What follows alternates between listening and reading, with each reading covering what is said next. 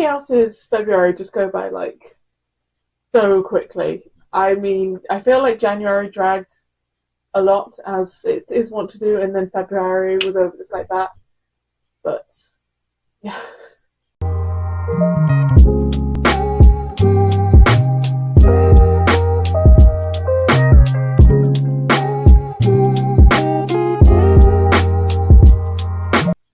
But even with February going by in the blink of an eye, I managed to read 9 books in the month of February. Maybe that's why it went by so quickly, because I was reading some really good books actually.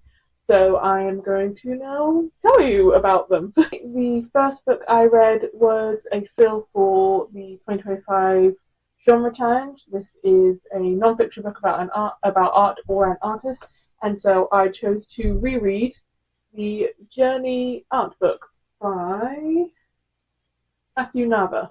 Nava. I don't know. Yeah. So Journey is one of my favorite video games of all time. It is absolutely beautiful. One of the main reasons I love it is because of how beautiful it is. It's a lovely, calm, just gorgeous, light-hearted game, I guess. And so the first time I played it, I wanted the art book like straight away, and I got it as a birthday present from my nan, I think.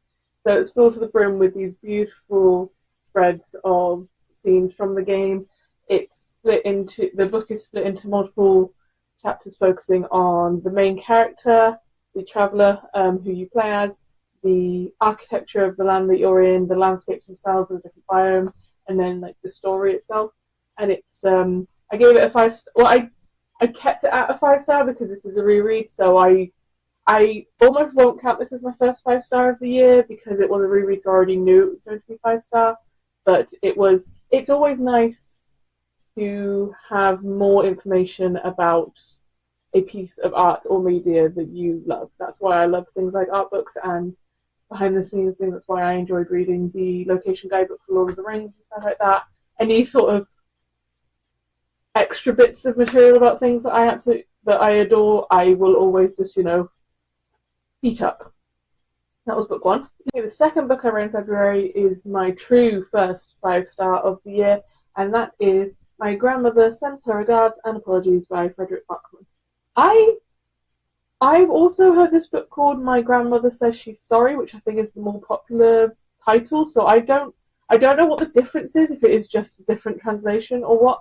This was also for the 2025 Genre Challenge. This is a literary novel in translation. Was it just? Yeah, a literary or contemporary novel in translation, and Frederick Buckman is a Norwegian writer. This is his second book that I've read. They have both been 5 stars. Frederick Buckman, of the 2 books I've read, I want to read all of his works now. I read A Man Called Ove a couple of years ago, and he has this talent of making me both laugh and cry at the same time. And he writes like cantankerous and slightly weird old characters really well. Maybe, I don't know if that is a through line in all of his books, but in A Man Called Ove, the main character is a grumpy old man. The grandmother in My Grandmother Sends Her Regards and Apologies is, well, let me just, because this was also this month, slight tangent, this month was the month I decided I wanted to start trying to engage more with the books that I'm reading. Not that I don't like skim read or anything like that, but I wanted to try like tabbing books and everything so that I could talk about them better. And as you can see, I tabbed a lot. Maybe it's because I'm not necessarily used to it, but I have different colours for different themes. And because I still can't make myself write in a book, I bought these see-through sticky tabs to write on, and I'm trying to find a example of, oh yeah, here we go. And I also bought highlighter tape, so I could basically highlight without actually not necessarily ruining the books. The reason I don't necessarily like to write in my books is because I unhaul a lot of things. So if I'm reading something for the first time, I don't want to risk writing in it if I'm going to unhaul it, because I think it's unfair to give, like, sell on or donate a book that has scribbles in it, basically.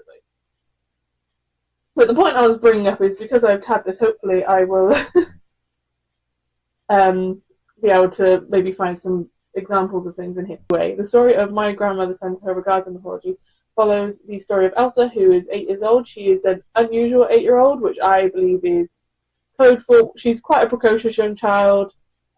She might also be on the spectrum slightly, just going from things that she does in this book. Her best friend is her grandmother, who is also a bit unusual. So in the first line, Elsa sort of introduces herself and says, people say she's grown up for her age, which she takes to mean not complete. What was the actual line? It said, as if she has a mental impairment, as if Elsa has shown them up by not being totally thick just because she's 7. So yeah, grown up for her age basically means she is a precocious child, and however, no one ever accuses Granny of being grown up for her age. Perky, people sometimes say to Elsa's mum, looking either fairly worried or fairly angry.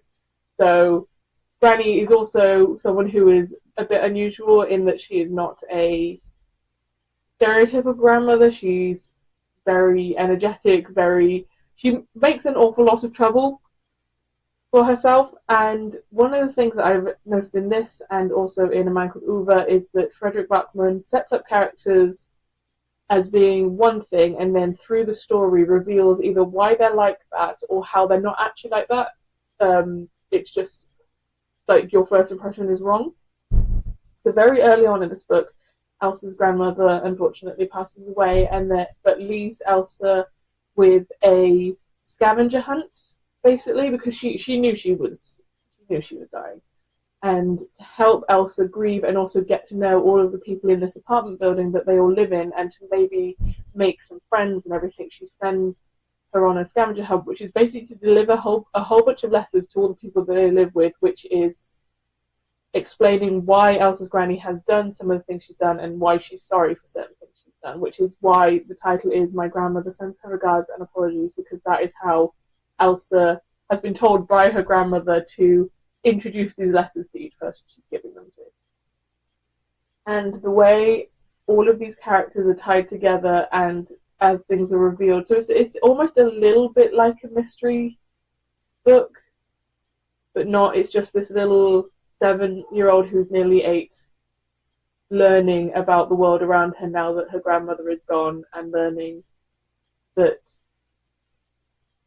like, to trust other people and how they can help her grieve. It's a book about grief as well as it's a book about growing up, and the way he portrays grief in this book was very, very well done, in my opinion. But yes, that was 5 stars. I don't know if I said that. The third book I read, sorry my hair is everywhere, is The Hunting Party by Lucy Foley. This has been on my TBR shelf for ages. I was slightly worried because I've heard conflicting opinions on this. Some people really enjoy it and think it's a very nice is a weird word, light-hearted, like, murder mystery thriller. Other people think it's too by the book and cliched. I think somewhere in the middle. I gave this a 3 stars. I listened to this on an audiobook, which is one of the reasons why there's no tabs or anything in it. Let me just double check, because I think this was also a fill. This was a fill for the Storygraph onboarding challenge. This was a book from the TBR of someone I follow. So, this is a closed-door murder mystery following a group of privileged Londoners who go up to the Scottish Highlands for New Year's. So they're in this very isolated hunting lodge. It's the middle of winter, so it's very snowy, so they basically get locked in. One of them turns up dead, and the whole book is trying to figure out who could have killed them, because it's very clear that they were murdered. And I haven't read that many closed-door murder mysteries. This played out the way I thought it would. This is one of those books where I disliked pretty much all of the main characters. I disliked all of the titular group of privileged people who went to the lodge. The housekeeper, I actually quite liked the woman who runs the lodge. I did find it a bit weird in that because the chapters in this follow a different person's POV each time. So the chapter starts with the name of who you're following.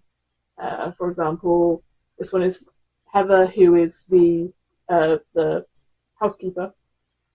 And so when you go into their POV, it talks in first person. Apart from when you get to the groundskeeper, all of the groundskeeper's chapters were written in third person, which I found really bizarre, and I don't understand why. I personally have no particular leaning when I read towards first person or third person. I only ever write in third person. I don't like writing in first person. But I think if you are going to do dual POV, stick to the same POV writing style. Like, unless there is a very specific reason that becomes clear, which was not in this, I don't understand why he was the only one that was written in third person, unless we were supposed to think that that made him more suspicious. I don't know. Through most of this book, you don't, because it swaps between the lead up to the murder and investigating the murder. So it does like a tense shift. It goes like it jumps through time, and so right up until near the end, you don't know who is dead even. So you don't know who's done it, and you don't know who's dead. You can pretty much guess which of the one is dead, or maybe that could be I knew which of the ones of this group I wanted to die. And I thought it was quite well done. There were some twists and turns that I hadn't anticipated, plenty that I did, but not in a way that I felt it was ham-fisted or badly written. It just made me feel smart, like I picked up on enough context clues to be like, I thought that was going to be it, and that's what I like in my thrillers. I don't always think a thriller or a murder mystery or anything has to be super dense, or like playing mind games. There is another thriller writer, is it Ruth Ware, who writes books that I've heard described as like candy floss for the brain, and this definitely falls into that category in that not a lot of thinking was required to read this book, but that's not always a bad thing. So three stars I think is fine for this. I have seen The Guest List, which is another one of these by Lucy Foley, which I think is another closed door murder mystery as well. And I wasn't picking it up until I read this, because if I hated this, I didn't want to own two of her books. After reading this, I will pick up The Guest List if I see it in the charity shop. The fourth book I read, and another one that has been on my TBR for ages, and I've joined Fable recently, and I'm really enjoying it over there. I now track my reading on 3 different apps, if we're not including the Libib app, which is the library app that I use to catalogue all of the books I own. This is but I'm very much enjoying Fable, and one of the things I'm enjoying on Fable is the fact that you can join book clubs, and so 2 of these are from 2 of the book clubs I joined there. I understand this is a bit like I am now part of 4 book clubs technically. However, the way I'm viewing it is that I've joined books that I'm reading that I'm going to talk about in a minute was for a dystopian themed book club, and then another one is the Jane Austen Appreciation book club. Those 2, because I'm not meeting face to face with people in the book club, I'm basically using as an excuse for if a book comes up that's on my shelf that I wanted to read for a while, I can be like, well, it's the book club pick for this month, so I will read it. I don't know why I felt like I was explaining that. Anyway, the book that we read for the dystopian book club that I've joined was The Memory Police by Yoko Ogawa. This has been on my list for ages. Again, this is another one that I tabbed a lot of. I gave this one 4 stars. Yes, 4 stars. I really enjoyed it. The only way I can explain like the feeling I got is I read Our Wives Under the Sea, which is a sort of kind of horror thriller sci-fi dystopian novel last year, and at the end of that I felt like a deep well of melancholy and grief in my chest, and this left me feeling the same way by the end of it. I didn't feel sad, I just felt melancholic, I guess, and a bit listless. This was very beautifully written. I enjoyed the translation that I was reading. This was originally written in Japanese. The Memory Police is a dystopian novel that is set on an unnamed island that is run by people called the Memory Police. And somehow, I'm going to just state, one of the things I really enjoyed about this is that the sci-fi element in it, like the linchpin of the story, was never explained. And I'm glad, because sometimes through the explanation of how something works, you kind of lose your immersion and you're like, well, that's stupid. The best way I've ever heard it described is sometimes you just need to stick a flux capacitor in your story, and people will accept that is how time travel works, by using the flux capacitor. People lose their memories in this because the Memory Police exist. You don't know how they're losing their memories. You don't know anything like that.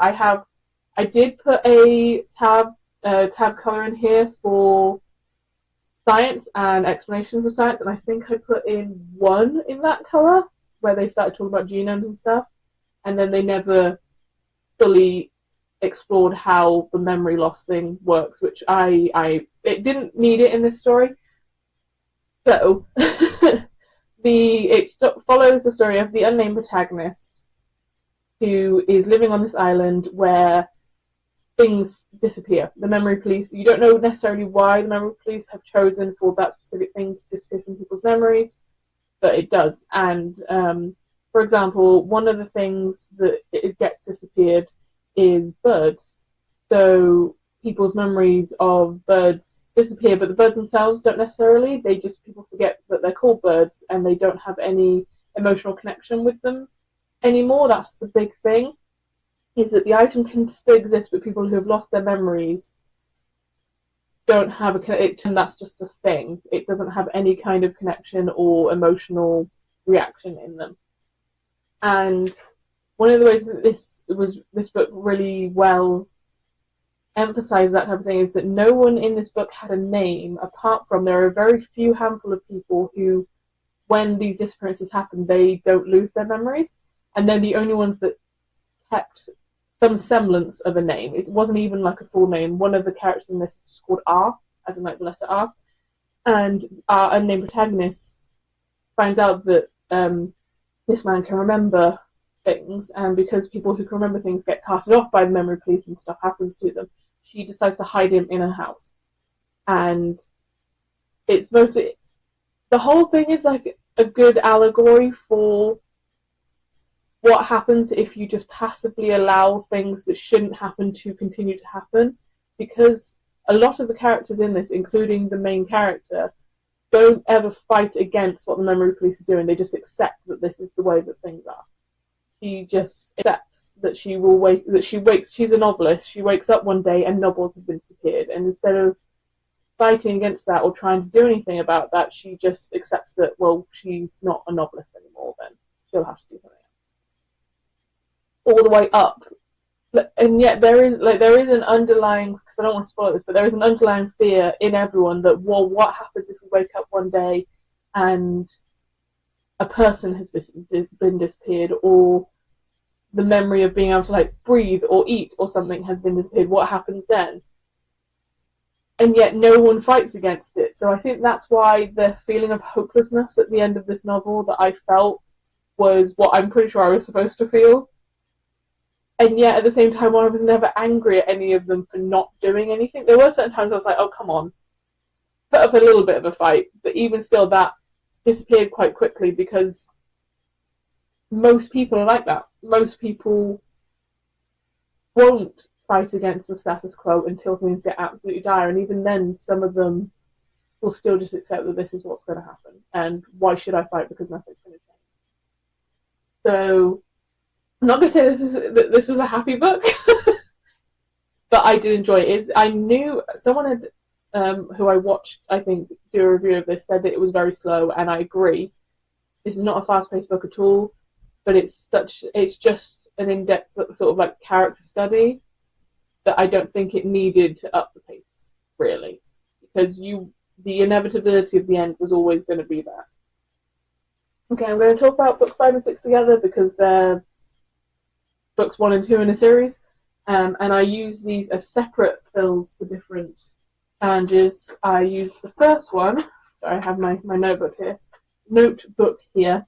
I used the first one as my fill for a graphic novel by a woman or a non-binary person, and the second one as my fill for the 2025 Read the World Challenge for the country of China. So that is the manhua of Grandmaster of Demonic Cultivation. I read number 1 and number 2. I read the novel versions of Grandmaster of Demonic Cultivation last year. Really enjoyed them. They were all 4 stars. These are also 4 stars because it's the exact same story, just in graphic novel version. To be honest, I feel like I would be happy to read or watch or consume Mojang Tongju's work in whatever form they decide to give me. I have also watched the founder of Diabolism, which is it's not anime if it's in China, but the animated series of Grandmaster of Demonic Cultivation. I've watched maybe 2 episodes of The Untamed, which is the live action version.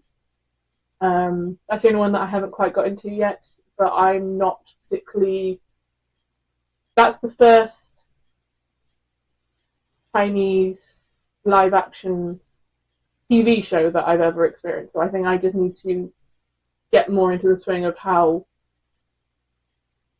of the trappings of that kind of genre. Anyway, so the story of Grandmaster of Demonic Cultivation follows Wei Wuxian, who is this guy here. I think I explained this in my top 10 because Grandmaster was in my top 10 of 2024, but anyway, Wei Wuxian is a young cultivator who, right at the beginning of both the comic and the novel, you find out, was killed 15 years ago because he went down the demonic cultivation path during the Sunshot campaign, which was a massive war that the different cultivation sects were taking part in to take down this one cultivation sect, which was basically trying to form like a fascist dictatorship over everyone else. So the Sunshot campaign was all of them converging together to take down this group, and Wei Wuxian was on the side of the good guys, but because he used demonic cultivation, once the war was over, everyone was like, well, yes, he helped us, but he did it in the wrong way, so we're going to kill him. And the manhwa and the novel start with him being reincarnated in the body of another person called Mo Zhangyu, who sacrificed himself in order to resurrect Wei Wuxian to get revenge on the people who have wronged him in his life. And that's literally just the setup, because that all resolves pretty damn quickly, and Wei Wuxian is just now alive again in a different body, trying to not let anyone know that he is Wei Wuxian because he thinks that everybody hates him. And then you have this character, Lan Huanji, who Wei Wuxian grew up with, who he was always convinced absolutely hated him. And then Lan Huanji takes basically one look at him resurrection and is like, Wei Wuxian, so I'm gonna stick to him like glue and protect him, because it turns out that Lan Wangji never did hate Wei Wuxian. In fact, he has been in love with him since they were teenagers. He just doesn't know how to deal with his emotions in a healthy human way. So yes, I really enjoyed these. I don't own any more of the manhwa because they are expensive, but I will be buying more of them because I make bad financial decisions. Nearly there. I've got 3 more books to talk about. The next book I read was for the Jane Austen Appreciation Society. I don't know if that's actually the name of the book club, but they just read Jane Austen books. And because this is one that I hadn't actually read yet, I was like, great, that's given me a good excuse to read this one. And so the one that I read in February is Emma by Jane Austen.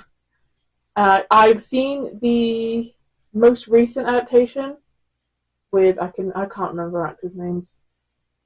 But anyway, the woman that was also in The Menu and is in a lot of things. She was also in Queen's Gambit. I don't remember her name, but she played Emma.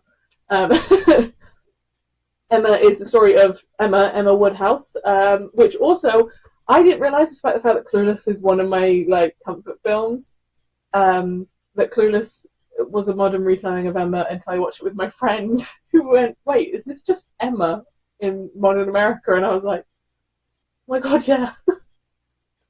But anyway, Emma Woodhouse, who is I don't know if she's a noble lady, but she's a rich lady. She's in the British upper class, and she prides herself on being an excellent matchmaker, mostly because her governess, she made a match between her governess and a widower, and they've recently married, and they're very happy. So she's like, "Look, I'm great at making matches like this." But her governess was like her closest friend, and now that she's married, she's moved out of Emma's house. So Emma is looking for a new friend and like a new project, basically. So she stumbles upon a a young woman named Harriet who lives in kind of like a boarding school for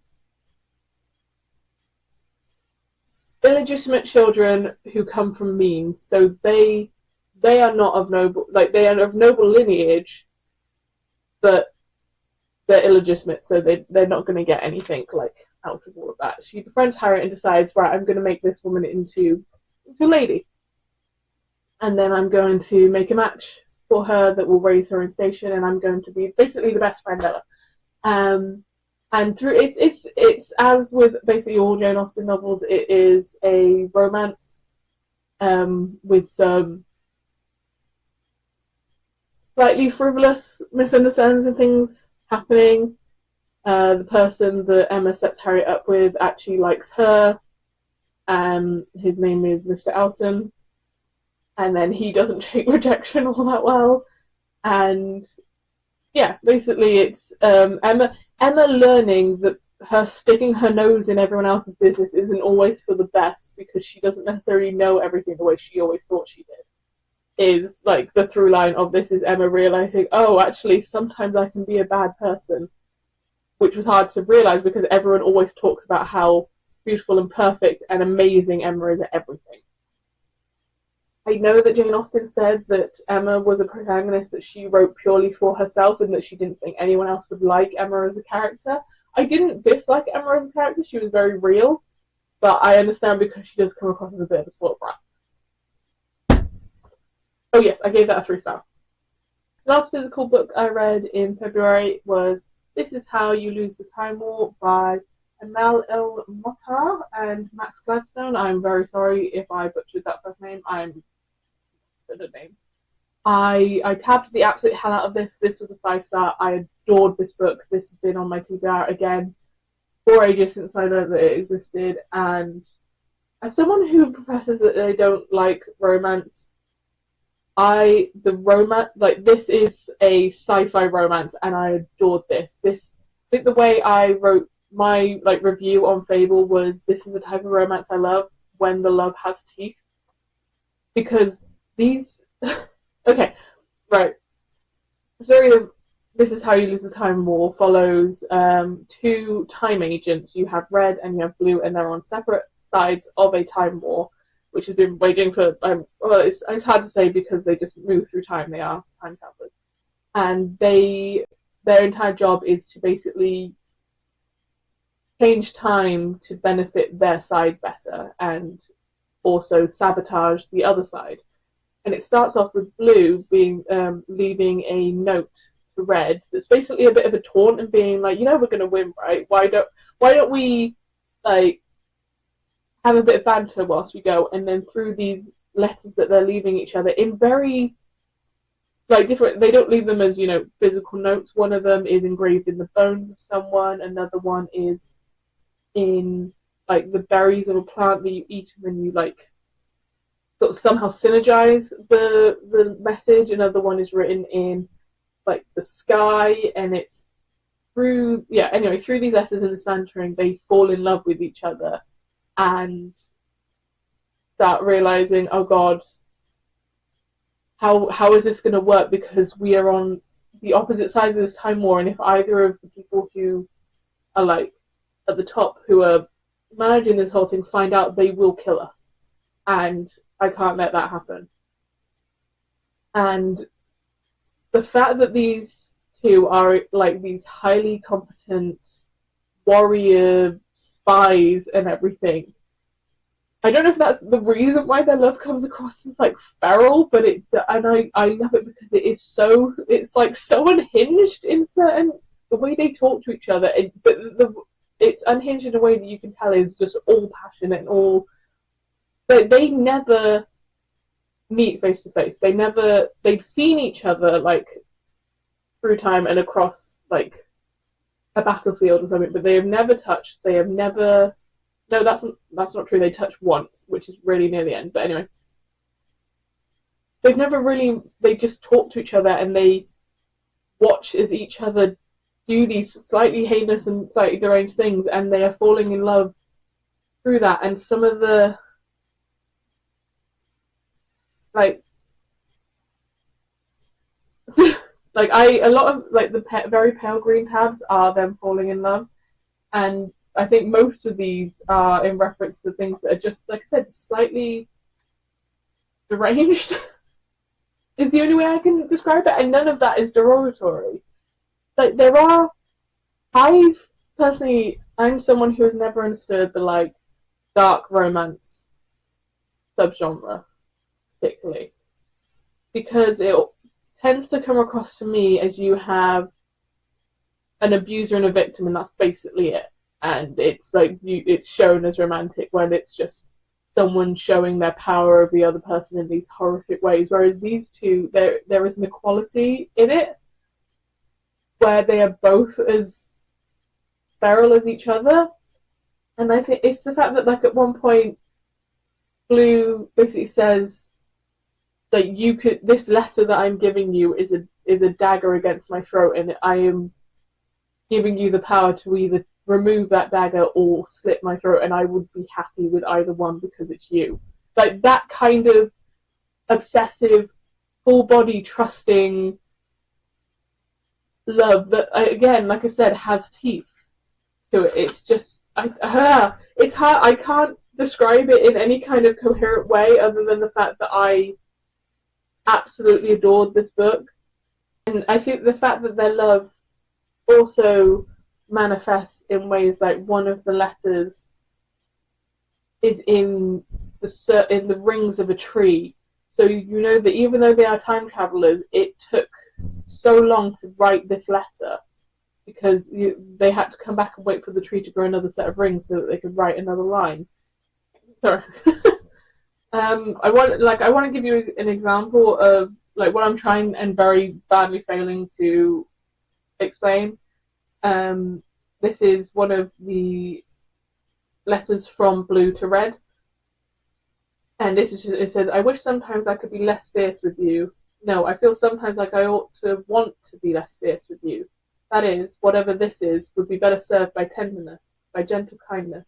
Instead, I write spilling out your sapguts with reeds. I hope you can forgive this. To be soft, for me, is so often pretense, and pretense does not come easily while writing to you."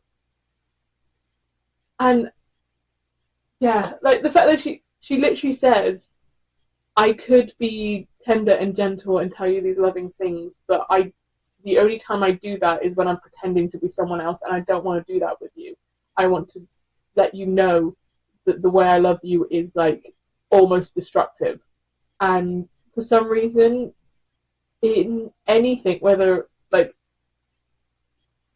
any kind of like relationship I read in fiction, that is the kind of like intense love that I love, whether it's romantic as it is in this, whether it's like familial or a friend or something, when someone basically looks at someone else and is like, "I love you so much, I kind of want to tear you apart." But also it's the fact that they know that and they never do because they're like, "But I'm not going to because I still love you so much." And like, yes, I love that. 5-star, I love that. And the last book I read, I listened to as an audiobook. This was the book club pick for my. We call it I think it's called like the spooky book club or something, and we mostly read horrors. But this one was very specifically a sci-fi because it's like horror, thriller, sci-fi, and light fantasy. We just tend to pick horror books, but this time we read Recursion by Blake Crouch. This I gave 4 stars to. This was I read 2 time travel novels back to back. So this was another time travel, but this one focused a lot more on the logistics of time travel. But unlike with, I think it would have like ruined it if they explained it in the Memory Police. The amount of detail and science that went into the time travel and recursion was really well done, I thought. Um, like it focused on, it was time travel through using memories to time travel. The whole concept is that you have was she a neuroscientist? I'm not sure, but a woman who is she basically researched. She wants to map memories in the hopes that if she can do it well enough, she can then help people with Alzheimer's. But if you can map memories early enough in Alzheimer's, you might be able to re-trigger them when the disease is further along to help stop the deterioration. That's like her whole premise. And she is tasked by a like multi-billionaire Elon Musk type who is just as egregiously without morals as Elon Musk anyway, to complete this work and make her memory chair, which is the thing that she wanted to use to map memories. And she found out when she finally makes it that he has an ulterior motive because he's almost from another timeline where he was her lab assistant and she'd made this memory chair, and they discovered that if you re-stimulate these memories at the point of death, that person's consciousness goes back to that memory. And so he wanted her to build this chair and then he can use it for time travel. And then the rest of the book is a whole lot of like, definitely is the way time travel novels tend to be. It gets very confusing very quickly. Not in a bad way, but in a okay, we've jumped back in time again. We're doing this. And it's a whole series of her trying to change time so that this chair never gets built in the first place. However, they find that because they're using memories to time travel, the memories of the alternate,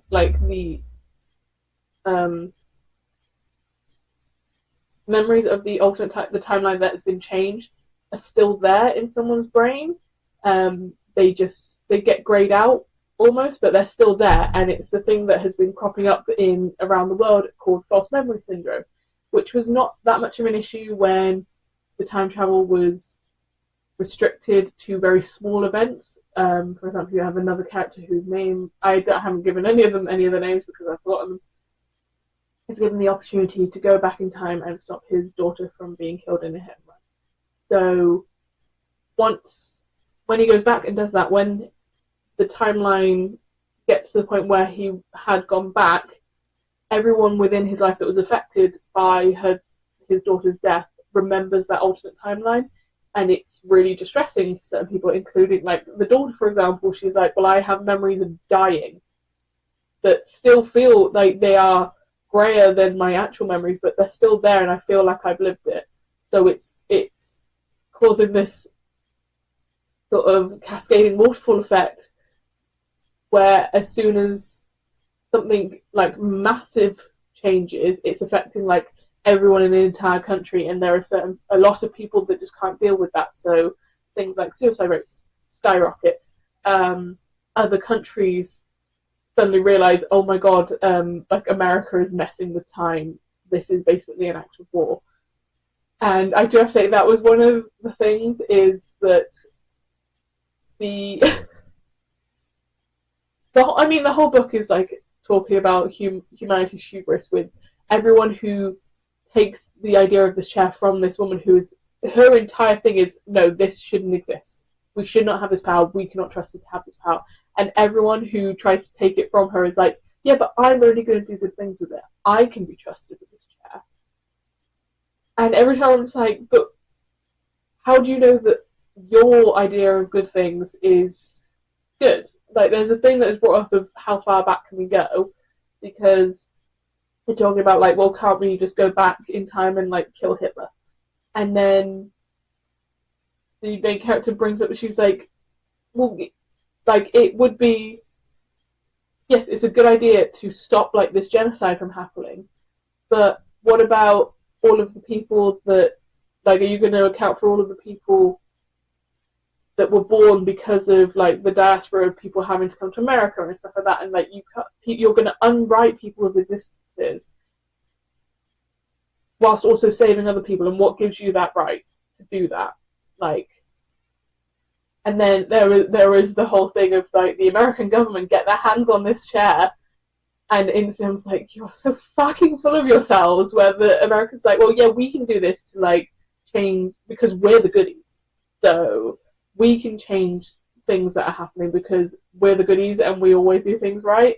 And then as soon as they find out other countries have gotten this chair, which yes, fine, now you have basically every country has what is it almost akin to a nuclear warhead in different ways. But as I said, it's not like the Cold War because it's not mutually assured destruction. It's we need to use this first before the other guys do because they're going to use it and we know they are. But like, what gives America the right to think that they're the only ones that are going to use it for good? How do you know that you're using it for good? Why is another country having this power worse than you having it?